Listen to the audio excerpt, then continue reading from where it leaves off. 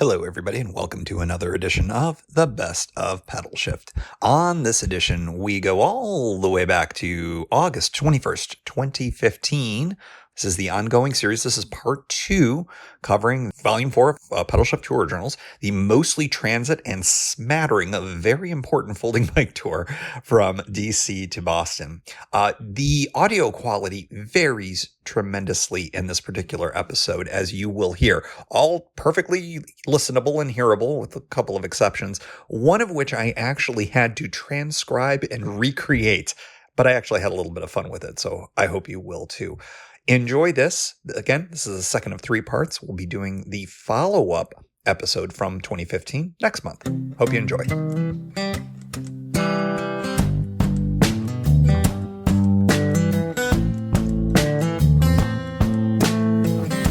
Pedalshift Tour Journals, Volume 4, the transit-aided adventure from DC to Boston. This is a pre-ride chat.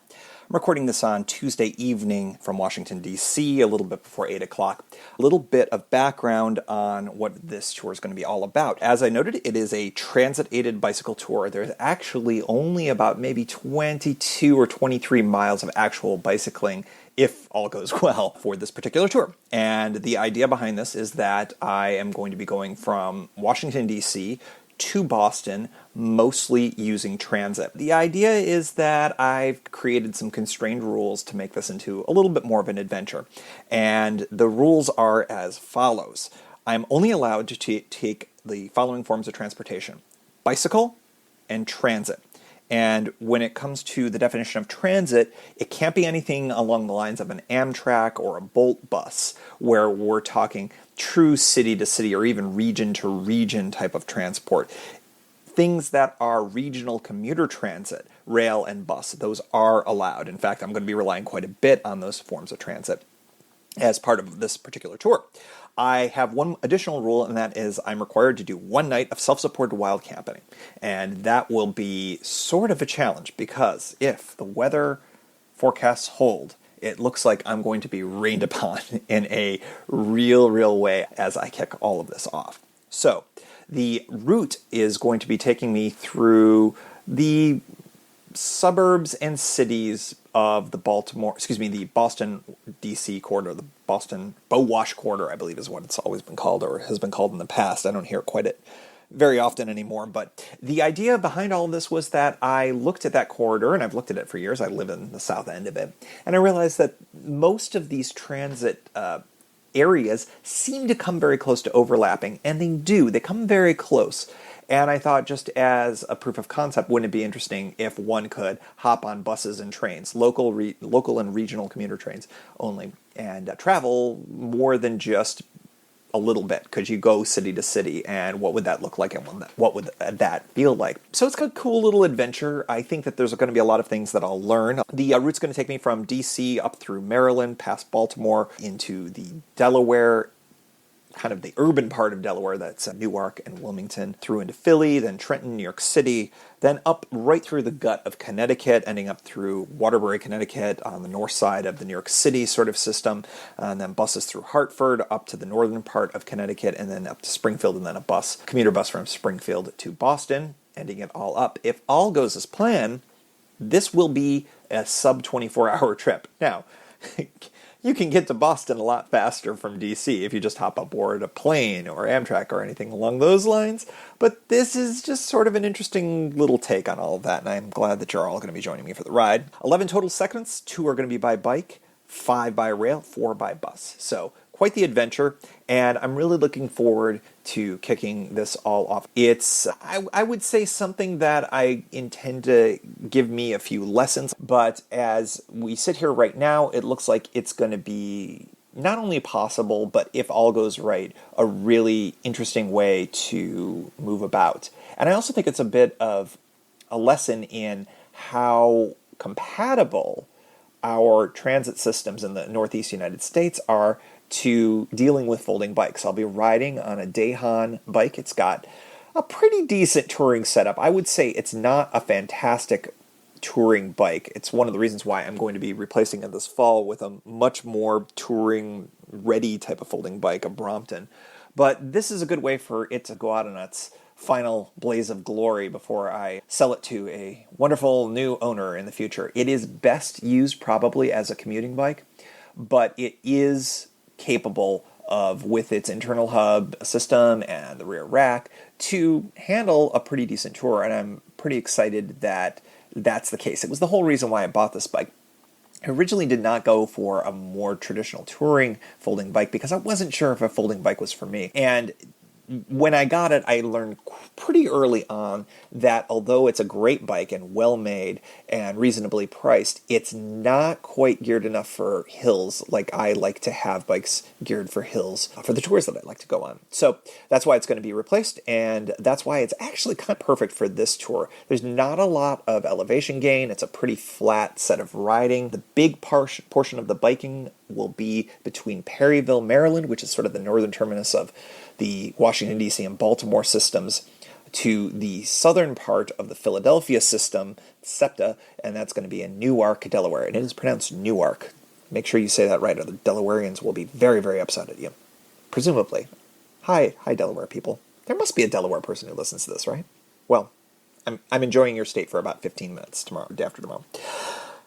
So that's basically it. It's definitely a little bit more of a challenge than maybe I would have thought of in the first instance, but I chose these dates because they were the dates that I had, and they were the ones that were available, and I have a pretty limited schedule this summer, and this is it. So I'm not going to postpone because of rain, so we just amped up the degree of difficulty just a little bit right there. The gear is even lighter than I anticipated.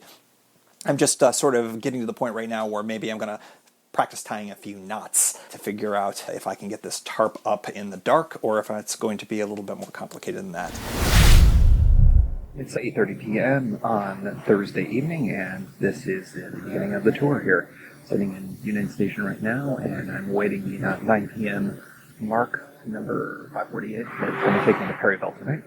And so far so good. It was muggy and hot on the ride over here, but the rain largely held off. It's going to be an interesting time getting this bike through station. So far so good. So more from the train perhaps. Got some nice pictures of DC. It's about 9:15. I'm rolling outside at Carrollton, Maryland right now, and it's a beautiful night actually. The rain has managed to hold off down here in the immediate DC area, but it doesn't look so good up in the Perryville area. It looks like it's going to be raining. And the chance of rain when I get up there, which is going to be about a quarter of 11, 10 of 11 or so, it's actually pretty high. So rolling in the rain, it looks like, but that's all right. The temperatures are pretty good, and I think it'll break some of the humidity down, so it shouldn't be too bad. I'll have some more reports as I get rolling, I think, from up there, but for now, the mark is just going to whisk me up through Baltimore and across the Susquehanna River and dump me off in Perryville, Maryland. So I'll catch you up there. From beautiful Perryville, Maryland, and I have just been dropped off by the first segment of this crazy, nutty little trip of mine, and the ride was pretty uneventful. The one thing that I am very happy to report is it is dry. It is not raining. It does not appear that it is going to be raining. I have to say, the percentages suggest that there's a more than a reasonable chance for it, but if you look at the radar, it's all well south of here, so I may very well regret end up focusing mostly on rain, because you never know, because it could be super buggy where I'm going to be at. We'll see how it goes. Got about a half-hour minimum ride. I'm feeling pretty energetic, so I may ride up to an hour tonight. Just sort of depends on what the quality of the road is like. Highway 40, the Pulaski Highway, is actually pretty good for bike riding. Did some scouting on Google Maps and Google Earth.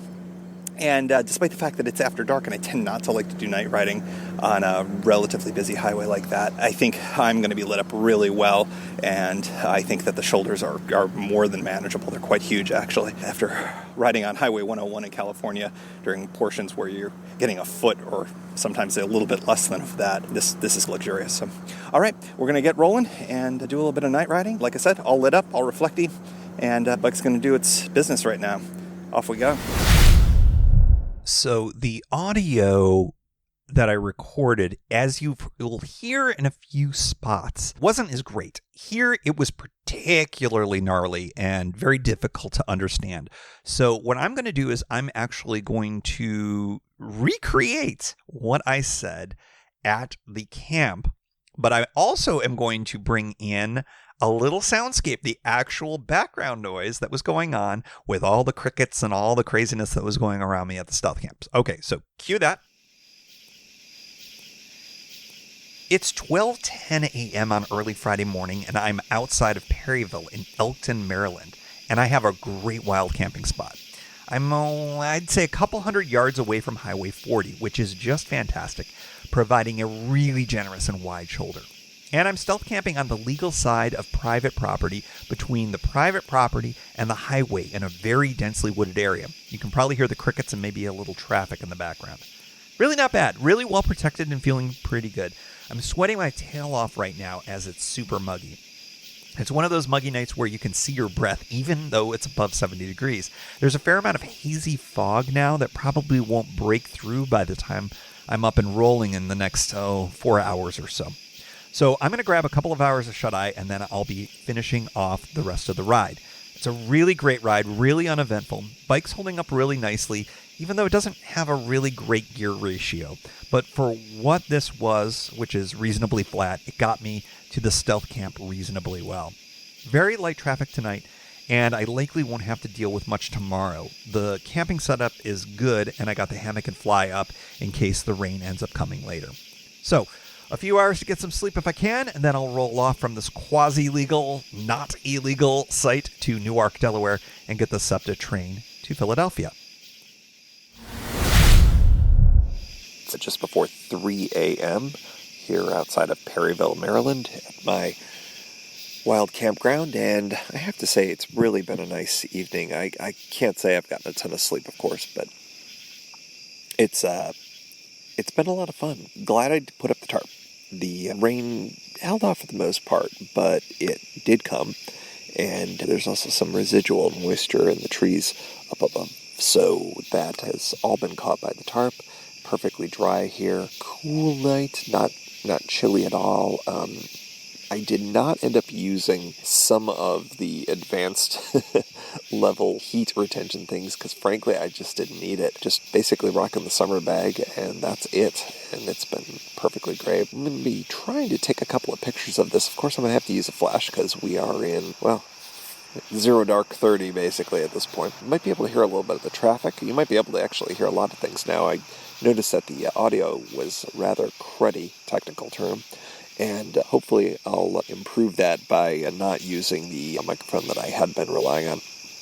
Instead, just use the internal microphone. Hopefully it'll be good enough for the recordings that we do going forward because there's going to be a lot more of them. Also going to, as I mentioned, take some pictures of this campsite before I pack it all up. And basically almost everything is going to go in the dry sack now. I don't anticipate there's going to be any additional rain down here in Maryland or Delaware. This final part of the ride here of segment 2.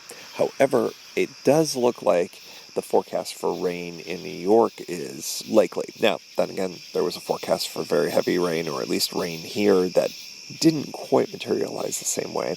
So we'll see how that all goes. It would be nice if I ended up having a rain-free ride in New York, even though it's only a 10-minute ride. You know, just you end up getting into the station and you're wet and blah, blah, blah, blah, blah. So we'll see how that all goes. I really enjoyed this. Really very much enjoyed this. I think this is something that I can foresee myself doing in the future, scouting out some good quality wild camping sites. It's just nice to be out here in the trees.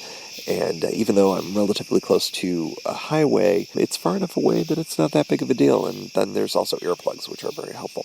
Quite frankly, the crickets and frogs and everything else that's out here in the woods make quite a bit more of a cacophony than anything that the road or the trains can do. So there's that. All right, so take a look for some pictures of the campsite in the social media feeds. Hopefully those will turn out. If they don't, well, you won't be seeing them, or you'll see just one. All right, I'll be back on the road in a little bit, and got my eye on a Dunkin' Donuts at 5 a.m. for opening out in the Newark area. That might be happening. And then, of course, a 6:22, I believe, train on SEPTA from Newark, Delaware to Philadelphia. That will be the beginning of segment 3. I'm in the middle of segment 2.5, the second half of the bike ride, in a little bit. Thanks for joining. This is a wacky ride. 4:20 a.m. I'm going to give this another shot with the recording from the mic as I roll here. Just thought I would do a quick little recording about how it's like to be riding on the Pulaski Highway at night. It's fine. Surface is actually quite amazing. Occasionally, a little bit of a rut here and there. On the folding bike, ruts are a little bit more noticeable, which is why I think I'm especially appreciative that this route is well maintained. So yeah, the preponderance of tattoo parlors and vaping places between Perryville and Elkton is remarkable. I've seen a few of my first signs for Elkton, and I'm hoping that the ride is uneventful going on there.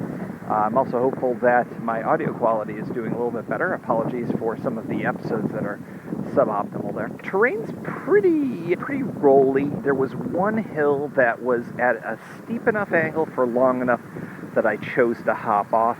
I'm finding that riding hills on this is easier and more difficult at the same time, and it's hard to explain why. The small wheels definitely give you a bit of a climbing advantage, despite the fact that I don't have quite the gear ratios that I would ordinarily prefer. I'm sure that's physics and geometry that is well beyond what I actually can figure out and know. So, all right, well, I'm probably a little bit ways away from the the Delaware border. I'll hope to get a picture there. My recollection is that there is a sign, but it's very minimal. This is a little pro tip. If you're on I-95 and wish to avoid the Delaware $4 toll, I think it's actually more than that now. It used to be $4, now it's like $6 or $8. Go through Elkton, and sorry about the extra street noise there. Go through Elkton and Newark, and you avoid that toll. Now, pro tip, right? All right, I'm looking forward to some iced coffee and a donut or two. Sounds pretty good. Catch you on the flip side. Greetings from Newark, Delaware. It is a little bit before 6 a.m. The sun is starting to peek out a little bit, and it's looking beautiful. Really nice ride, really muggy, not very hot, but super muggy. Really enjoyed it in its own way. Very happy to get a little sustenance in me as well. Bike's all folded up and ready to go. I'm waiting for the ticket counter to open up so I can purchase the ticket to Philadelphia. This is going to be segment 3 of the 11, I believe we'll call it. And now is when things get cooking. It's from here to Philly, Philly to Trenton, Trenton to New York, and so on and so on. A little bit after 8 o'clock, and I am departing the city of brotherly love, Philadelphia, on my way to Trenton, New Jersey, and behind schedule a little bit. It looks like about 10 minutes late, so I'm hopeful that the connection won't be too bad. My recollection is that I've got about close to a half hour to make that train, so it shouldn't be too bad so long as Trenton doesn't have too crazy of a platform shift. I'll probably have to go down some steps and up some steps, but so far so good with the bike. I've gotten the hang of extending the saddle up and being able to roll it along. That's been very helpful. And about the issue with my microphone extends to phone calls as well. My girlfriend could not understand a word I said, so I will be not using that anymore. Sorry for the diminished audio quality again. And we'll go with the over-the-air mic a little bit for the rest of this, even though it might make me look a little more odd, shall we say, on the train. About an hour until we hit Trenton, and this is, I believe, now I'm losing track. Let's see. I think this is segment 4. I'm going to have to make sure I know these things before I start recording. Beautiful sunny day. Looking forward to continuing this. Actually, looking forward to catching some sleep. That's what I'm looking forward to. Good night. Greetings at 9:17 a.m. from Trenton, New Jersey, and it is really a glorious day. Pure perfect weather, blue skies, and really enjoying it so far. Almost made a mistake of getting on the wrong train here. It would have cost me a little bit of time. Probably not enough to throw me off schedule, but so far so good. Waiting for the express to come. I would have gotten on the local, and that would have just, I think, netted me minus 25 minutes, which just, it would have been fine. I think I've got about an hour in New York if all goes as scheduled, so all is good. And I think the trains are doing pretty well. This one was a little bit late getting in, and then there was a great kerfuffle when the doors were not all open, and some Philly people were not happy with that. Needless to say. So working my way up north, and things are going well. Check in from New York soon. Bye. It is It's 11:09 a.m. and this is Grand Central Station in New York, New York. The city is so nice they named it twice. I think that's my least favorite thing that is referring to New York. Maybe other than the Big Apple. I think I dislike that even more intensely. I don't know. I lived sort of near, went to law school north of here in White Plains, and so the city is a very near and dear place to me, so it's nice to be in Grand Central.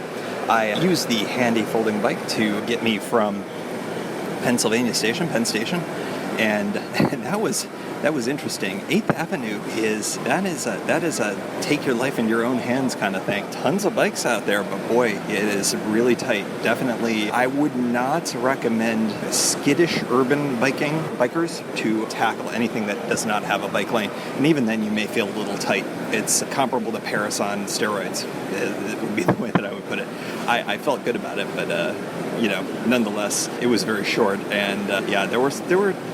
You're just a lot closer. Things are moving a lot slower, so that's fine. But yeah, it was a really interesting experience, and I definitely will be doing it again. I think I definitely want to learn more about bicycling in Manhattan because it's very, very convenient. I mean, super quick to get between Penn Station and Grand Central that way. Definitely quicker than any other way I've ever done it. Got a train in a little bit. I'm waiting for the track to be, well, the track's been announced, but it's not boarding yet.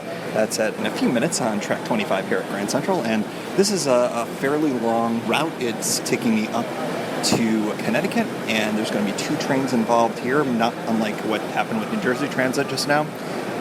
And it's all happening. Now we're getting to the point where the degree of difficulty goes up. I've had some pretty easy to maneuver train schedules. Now we're going to be moving to some buses, and it's an open question how easy it's going to be to get this folding bike onto commuter buses during the height of rush hour, especially towards the end of my day. That shall be interesting.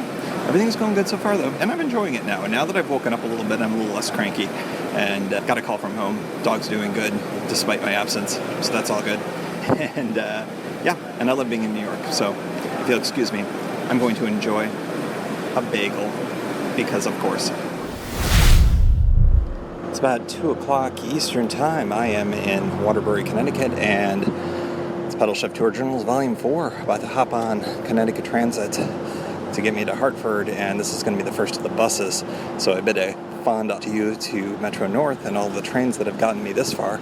And now this is sort of the all or nothing thing, because if these buses don't connect real well, my options for return are sketchy at best. So hopefully this will all work out. So far so good. I'm getting a second wind. Weather's really nice. Don't have any other biking to speak of, so right now the bike's more of an anchor than anything else. So we'll see how this all goes. Looks like kind of like a typical bus, so it's going to be interesting to see how the bike is going to be dealt with. There is underneath storage, so they may have me use that. We'll see how that goes.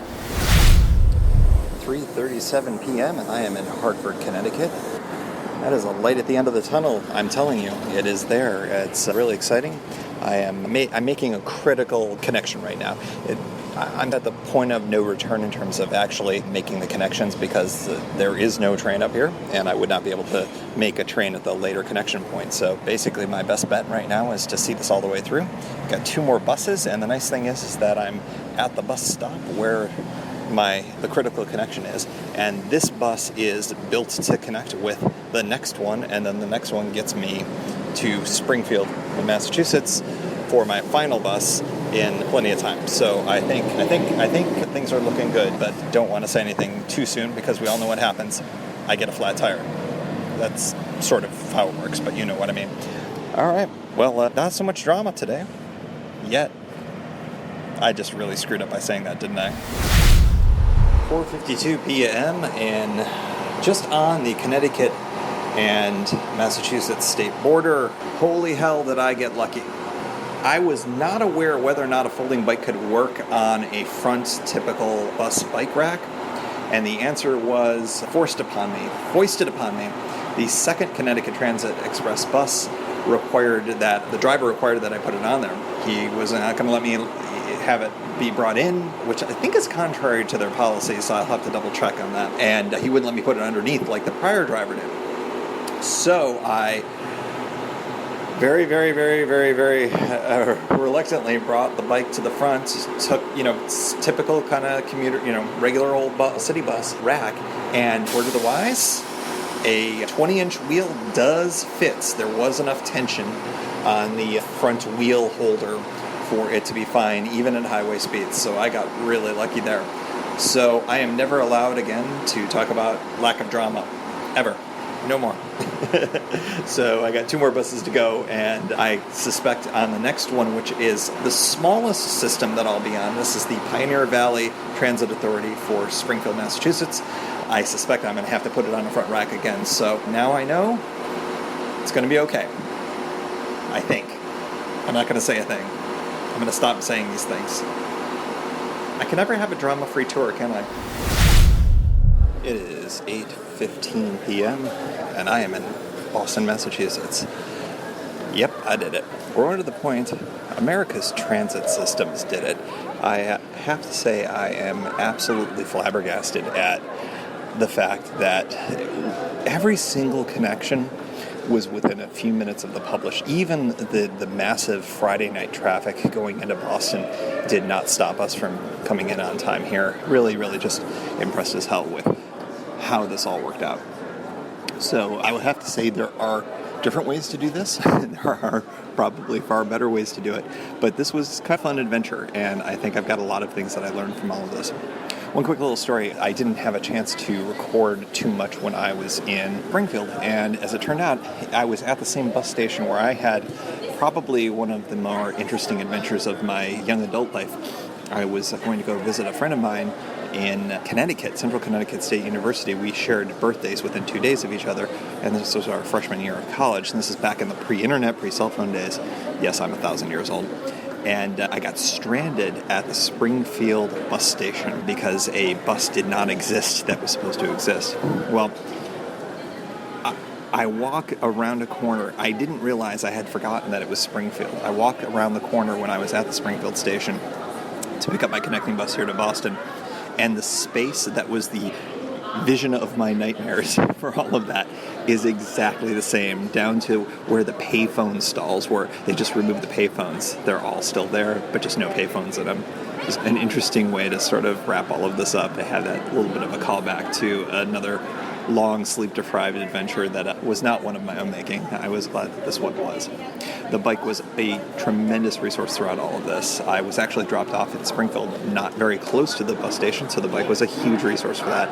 And it was really good, of course, necessary in some other places, including New York City, and of course, between Perryville and the Newark station. So, big success. Really ended up enjoying this. I'm exhausted, so this might be my last report for the evening. But from Boston, Massachusetts, that is Volume 4, the shortest tour, the longest tour. It's all sort of wrapped into one. Thanks for joining.